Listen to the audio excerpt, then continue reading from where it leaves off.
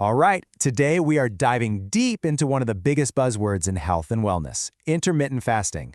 We're going to cover what it is, the science behind the potential benefits, some of the common side effects you might run into, and most importantly, who should probably just skip it altogether. So imagine this. What if I told you there's a way to improve your health, maybe even lose some weight, without ever being told you can't eat cake or pizza again? Well, that's kind of the big, shiny promise of intermittent fasting. It's this really interesting idea that focuses less on what you're eating and way more on when you're eating it. So let's get into how that actually works. Okay, so first things first, we have to get one thing straight. Intermittent fasting, or IF as you'll hear it called, isn't a diet in the way we usually think of them. It's really more of a schedule, a pattern you follow for your meals. When you boil it all down, intermittent fasting is just cycling between a time when you eat and a time when you don't. While most diets are all about, don't eat this, cut out that, IF's main rule is all about the clock. You're basically giving your digestive system a planned break every single day. And this is where it gets really flexible, because there's not just one way to do it. Two of the most popular methods are probably the 16-8 method. That's where you fast for 16 hours and eat all your meals within an 8-hour window, say from noon to 8 p.m. Then there's the 5-2 diet, where you eat totally normally for 5 days a week, and on 2 days that aren't back-to-back, you cut your calories way down to about 500 or 600. So why is everybody talking about this? I mean, from celebrities to scientists, it's everywhere. Let's dig into the potential health benefits that are really driving all this buzz. Okay, here's what happens on the inside.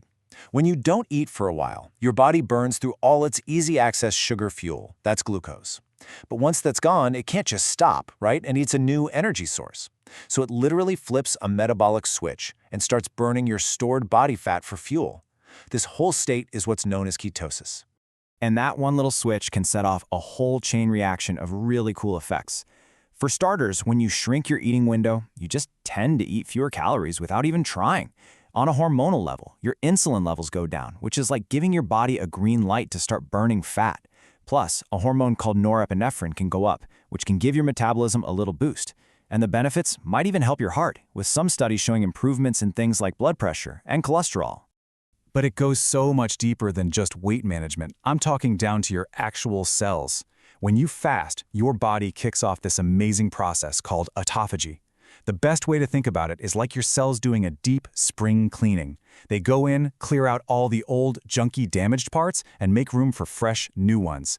This process is absolutely crucial for healthy aging and might even help protect us against some diseases. And get this, the benefits might even extend all the way up to your brain. Fasting has been shown to increase a brain hormone called BDNF, which is super important for keeping your neurons healthy. Some animal studies have even suggested that fasting could help grow new nerve cells. Now, this is a really exciting field, but I do want to stress that a lot of this evidence is from animal studies for now, and we're still waiting for more research on humans. Now, of course, it's not always sunshine and roses. Changing up your body's eating schedule, especially if it's been the same for years, can come with some, let's call them, temporary growing pains while your body gets used to the new routine. Headaches are a big one right at the beginning. And you might think it's hunger, but it's usually just dehydration.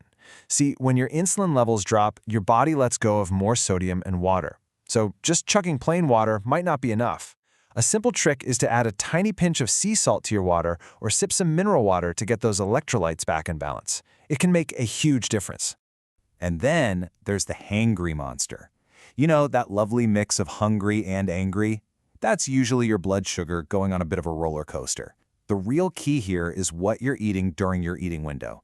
If you focus on protein, healthy fats, and good complex carbs instead of sugary stuff, your blood sugar and your mood will be way more stable.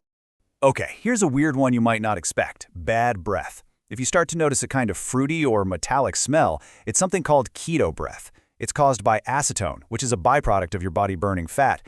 But here's the crazy part. It's actually a fantastic sign. It means your body is doing exactly what you want it to do. It's in that fat-burning state, so maybe just keep some extra mints on hand. All right, this brings us to what is maybe the most important section of this whole explainer. The thing is, intermittent fasting is not for everybody. The benefits can sound amazing, but safety has to come first. And this is definitely not a one-size-fits-all kind of deal. So let's be super clear about who should probably avoid this. Intermittent fasting is generally a no-go for pregnant or breastfeeding women, for kids and teenagers who are still growing, and for anyone with a history of eating disorders. You also need to be extremely careful if you have type 1 diabetes, low blood pressure, or if you're taking specific medications for things like blood sugar. Look, the absolute bottom line is this, and it's non-negotiable. No matter who you are or how healthy you feel, before you make a big change to your diet like this, you have to talk to a doctor or a registered dietitian. They're the only ones who can look at your personal health situation and tell you if this is a safe and smart choice for you. So, after all that, what's the verdict? Is intermittent fasting a powerful tool for your health, or is it just another passing trend? You know, the science suggests it has some real and credible potential. But whether it works, whether it's safe, and whether you can stick with it, that's a deeply personal question.